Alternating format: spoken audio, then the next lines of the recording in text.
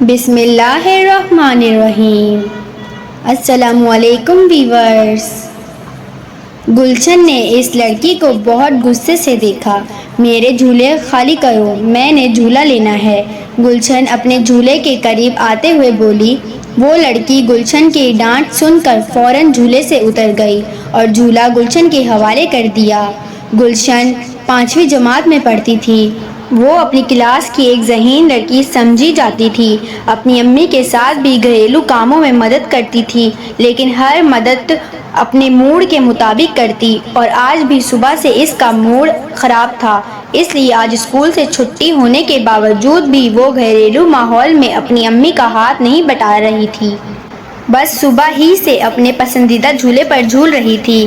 یہ جھولا پسندیدہ یوں تھا کہ اسے گلشن نے اپنے ابو سے فرمائش کے بنوایا تھا۔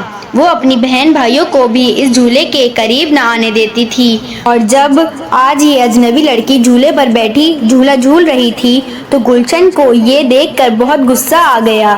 گلشن کی ڈانٹ پر اس لڑکی نے جھولا تو فوراً خالی کر کے گلشن کے حوالے کر دیا، لیکن یہ لڑکی آئی کہاں سے تھی؟ غصے میں گلشن نے یہ سوچا بھی نہیں تھا۔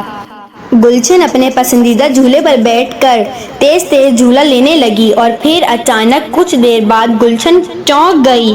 اس نے اس اجنبی لڑکی کو غور سے دیکھا۔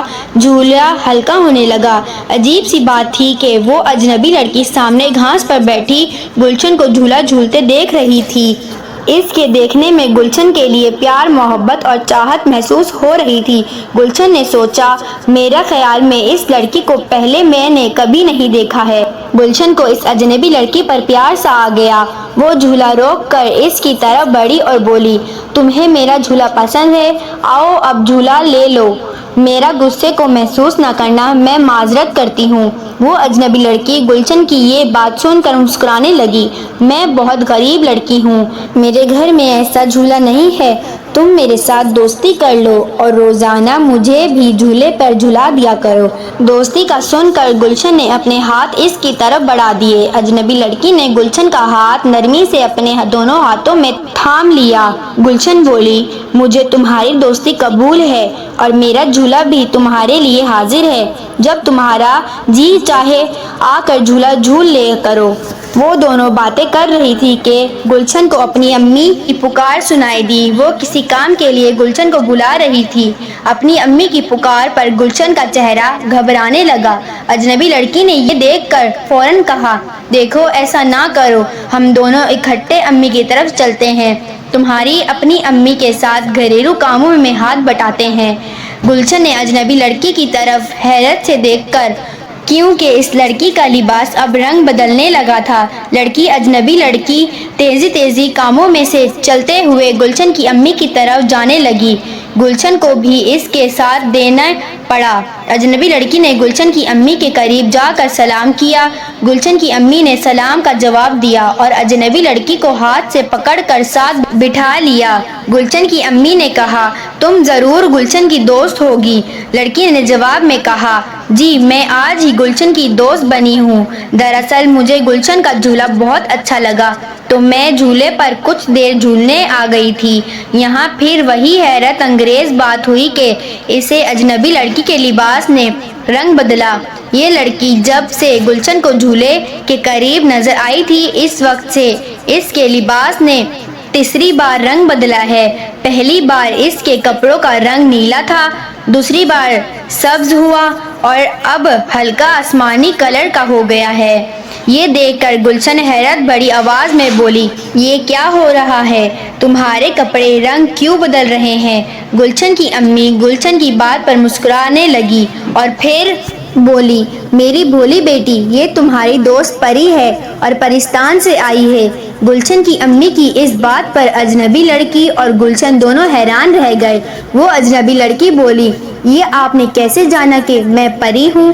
گلشن کی امی نے کہا، وہ ایسے کہ میں جب چھوٹی تھی اور گلشن کی عمر کی تھی تو میری بھی ایک پری دوست بنی تھی، اس کا نام ماں پارا تھا۔ بعد میں اسے ایک دیو نے اغوا کر لیا۔ دیو سے ایک نیک جن نے اسے آزاد کر لیا تھا اور پھر اس جن سے اس کی شادی ہو گئی تھی۔ ماں پارا شادی کے بعد مجھ سے کبھی نہیں ملی۔ ہاں، میری شادی پر ایک خوبصورت تحفہ اس نے ضرور بھیجا تھا۔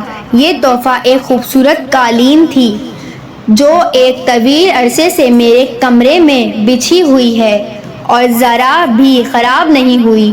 ماں پارا نے مجھے پریوں کی پہچان کی نشانی بتا دی تھی۔ ان نشانیوں سے میں نے تمہیں دیکھتے ہی پہچان لیا تھا۔ گلشن نے یہ سب سن کر امی سے کہا، امی جان، آپ نے یہ بات کبھی بھی ہمیں نہیں بتائی۔ یہ میری دوست پری بھی مجھے کہہ رہی تھی کہ میں بہت غریب لڑکی ہوں اور میرے گھر ایسا جھولا نہیں ہے۔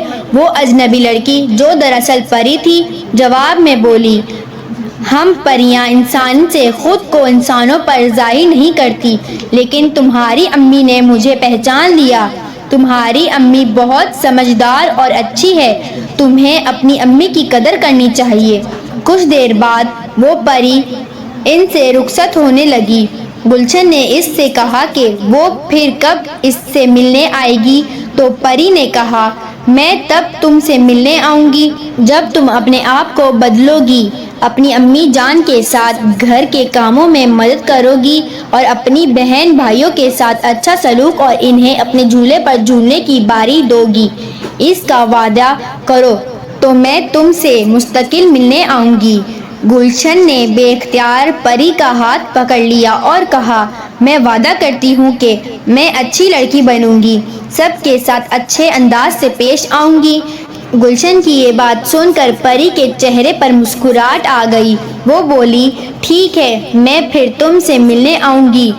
ہمیں وہ بچے بہت اچھے لگتے ہیں جو بڑوں کا کہنا مانتے ہیں۔ یہ کہتے ہوئے اس لڑکی کا روپ بدلنے لگا۔ وہ لڑکی کچھ دیر میں پری بن چکی تھی اور پھر وہ پرواز کرتے ہوئے آسمان پر گلشن اور اس کی امی کی نگاہوں سے دور ہوتے ہوتے تارا بن کر غائب ہو گئی۔